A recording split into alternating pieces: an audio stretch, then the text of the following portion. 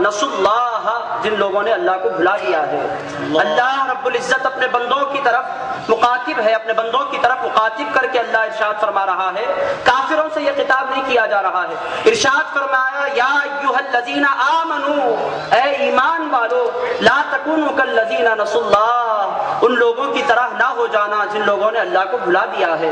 अल्लाह को जो अपनी जिंदगियों से मिटा बैठे हैं, उन लोगों की तरह ना हो जाना। सामीन किराम, इस इज्तिमा का मकसद भी यही है कि अल्लाह के बंदों को अल्लाह से जोड़ दिया जाए। वो बंदे, सामीन किराम, आप हजरात जिस अजीम बुजुर्ग की बारगाह में हाजिर हैं, ये हमा से तशरीफ लाए, मुल्क शाम से तशरीफ लाए, ये हिंदुस्तान आए क्यों, इनकी जिंदगी का मकसद क्या था, इनकी आने की वजह क्या थी। यही एक बुजुर्ग नहीं, करनूल में तकरीबन 52 वली नजर आते हैं।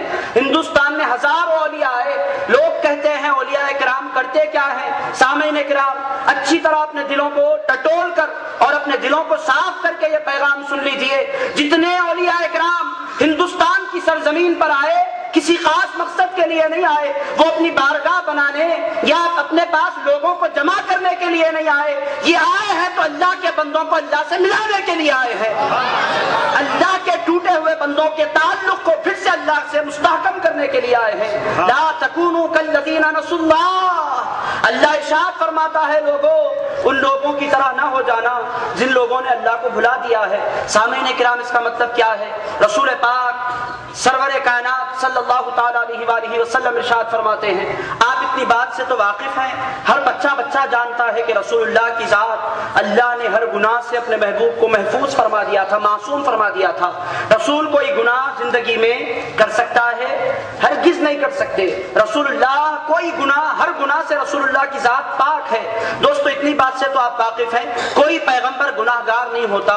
नबुव्वत के ऐलान से पहले भी गुनाहगार नहीं होता, ऐलान के बाद भी गुनाहगार। गुनाहों से पैगंबरों की जात, रसूलों की जात, नबियों की ज़बात पाक होती है।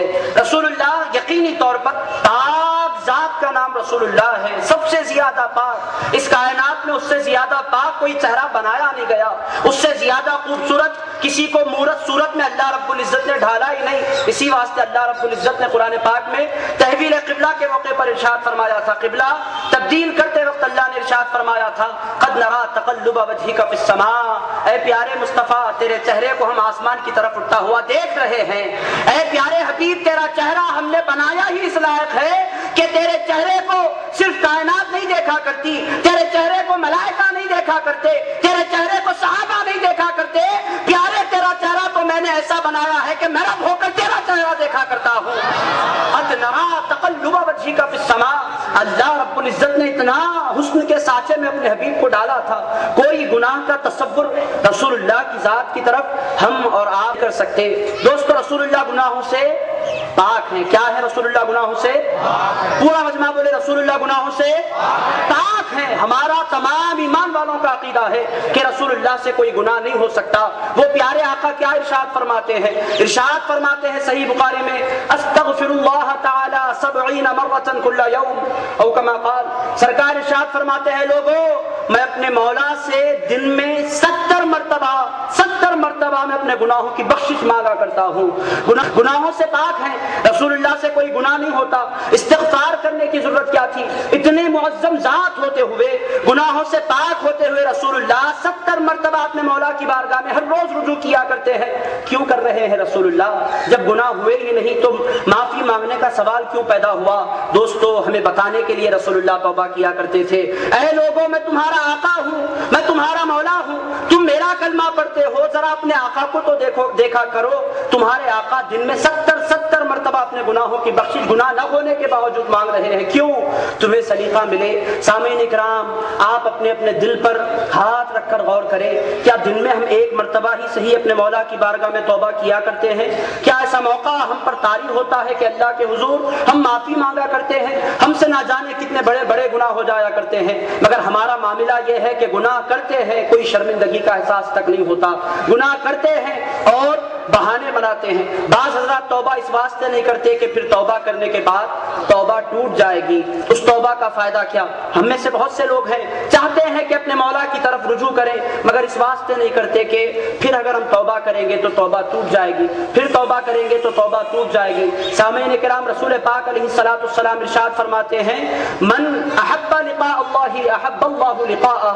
رسول پاک علیہ الصلوۃ والسلام ارشاد فرماتے ہیں توبہ سے اپنے آپ کو روک لینا دراصل اللہ کی محبتوں سے اپنے آپ کو روک لینا ہے۔ توبہ کا مطلب کیا ہے؟ بندہ اللہ کی بارگاہ میں رجوع کرتا ہے، عرض کرتا ہے مولا میں بڑا گناہ گار ہوں، خطا کار ہوں، سیاہ کار ہوں، تو معاف کرنے والا ہے، تو محبتیں فرمانے والا ہے، تو ہم پر نوازشات فرمانے والا ہے، ہمارے گناہوں کو معاف فرما دے۔ لوگ کہتے ہیں ہم توبہ کرتے ہیں پھر توبہ ٹوٹ جاتی ہے، پھر ہم توبہ کرتے ہیں پھر توبہ ٹوٹ جاتی ہے، تو توبہ کا فائدہ کیا؟ اس کا حاصل کیا؟ داتا گنج بخش علی حجویری علیہ الرحمہ اپنی کتاب کشف المحجوب میں درج فرماتے ہیں ایک بندہ ان کے مجلس میں آیا، آ کر بیٹھ گیا۔ اس کا معاملہ یہ تھا کہ اس نے 70 مرتبہ اللہ کی بارگاہ میں توبہ کی تھی، اور 70 مرتبہ توبہ کرنے کے بعد اس نے اپنی توبہ توڑ دی تھی۔